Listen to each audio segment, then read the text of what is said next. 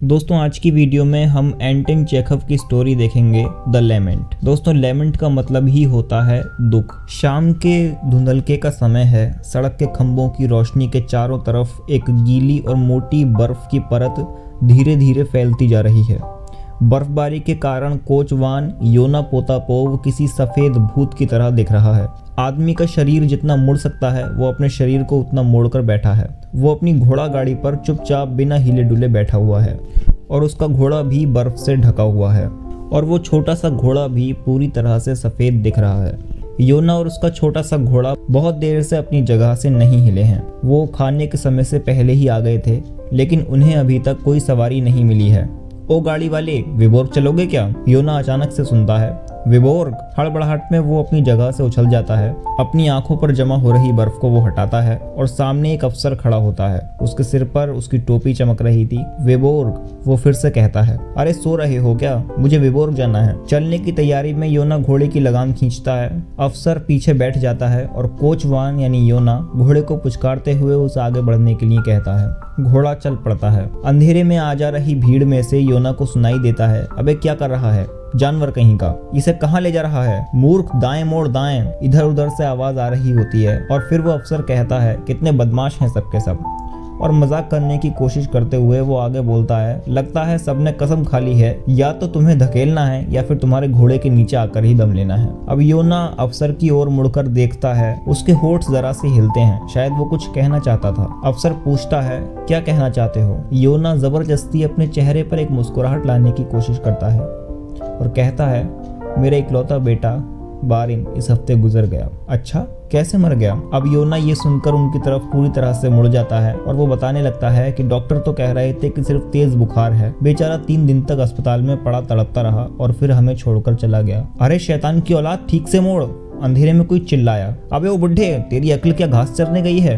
अपनी आंखों से काम लेना। अफसर भी कहता है, जरा तेज चलाओ घोड़ा, नहीं तो हम कल तक भी नहीं पहुंच पाएंगे। जरा और तेज चलाओ। योना फिर अपनी गर्दन आगे की तरफ घुमा लेता है, सीधा होकर बैठता है और रुखाई से अपना चाबुक हिलाता है। वो फिर से पीछे मुड़कर देखता है, लेकिन उस अफसर ने अब अपनी आंखें बंद कर ली हैं। साफ लग रहा है कि वो इस समय कुछ भी सुनना नहीं चाहता। अफसर को विबोर्ग पहुंचाकर योना एक जगह अपनी गाड़ी खड़ी कर देता है और फिर से वैसे ही अपने शरीर को मोड़कर बैठ जाता है। लगभग 2 घंटे बीत जाते हैं, तभी फुटपाथ पर पतले रबड़ के जूतों के घिसने की चू चू की आवाजें आती हैं। 3 लड़के झगड़ते हुए वहां आ रहे थे। उनमें 2 दुबले पतले हैं, जबकि तीसरा थोड़ा कुबड़ा और नाटा है। ओ गाड़ी वाले, पुलिस ब्रिज चलोगे क्या? कुबड़ा लड़का ये पूछता है। हम तुम्हें 20 कॉपेक देंगे। योना घोड़े की लगाम खींचकर उसे आवाज लगाता है, उसे चलने के लिए निर्देश देता है। 20 कॉपेक हालांकि वहां तक जाने के लिए बहुत कम है, लेकिन योना को इस समय फर्क नहीं पड़ता बहुत ज्यादा पैसों से या बहुत कम पैसों से। वो बस अपने आप को अकेलेपन से थोड़ा दूर करना चाहता है। वो तीनों लड़के बैठ जाते हैं। अब चूंकि बैठने की जगह थोड़ी कम थी और वो 3 थे, इसलिए उनमें बैठने के लिए थोड़ी सी धक्का मुक्की होने लगती है। लेकिन फिर ये तय होता है कि जो 2 दुबले पतले वाले लड़के हैं वो बैठेंगे और मोटा वाला जो लड़का है वो खड़ा होगा। बैठने के साथ वो तीनों आपस में बातें करने लगते हैं। तभी एक लड़का कहता है कि दर्द के मारे मेरा सर फटा जा रहा है, कल रात मैंने 4 बोतलें पी थी। फिर दूसरा लड़का कहता है कि झूठ मत बोलो। वो तीनों लड़के इसी तरह की बातें कर रहे थे। योना इंतजार कर रहा था कि कब ये शांत हो, कब थोड़ा सा सन्नाटा हो और वो अपने मन की बात कह सके। कुछ समय बाद जब वो तीनों चुप हो जाते हैं, तब योना मुड़कर कहता है, मेरा बेटा इस हफ्ते गुजर गया, हम सबको एक दिन मरना है। उनमें से एक कहता है, अरे इसे तेज चलाओ, सुन रहे हो ना, इसे तेज चलाओ, अरे जल्दी चलाओ। वो योना को कुछ गलत शब्द भी कहते हैं। तभी उनमें से एक पूछता है, क्या तुम शादीशुदा हो? योना कहता है, मैं? आप सब लोग बड़े मजाकिया हो। दोस्तों वो पीछे मुड़कर बताना चाहता है कि उसका बेटा कैसे मरा, पर उसी समय वो कुबड़ा लड़का एक लंबी सांस लेकर कहता है, शुक्र है खुदा का, आखिर मेरे साथियों को पहुंचा ही दिया। और वो तीनों उसकी गाड़ी से उतर जाते हैं और अंधेरे में कहीं गायब हो जाते हैं। अब योना एक बार फिर से खुद को बहुत अकेला महसूस करता है। उसका दुख जो थोड़ी देर के लिए थोड़ा कम हो गया था फिर लौट आता है और इस बार वो और भी ताकत से उसके दिल को चीर देता है। बेहद बेचैन होकर वो सड़क की भीड़ को देखता है। योना ऐसा कोई आदमी तलाश कर रहा होता है जो उसकी बात सुने, पर भीड़ उसकी मुसीबत की ओर ध्यान दिए बिना आगे बढ़ जाती है। वो बहुत ज्यादा दुखी है। अगर उसका दिल फट जाए और उसका दुख बाहर निकल आए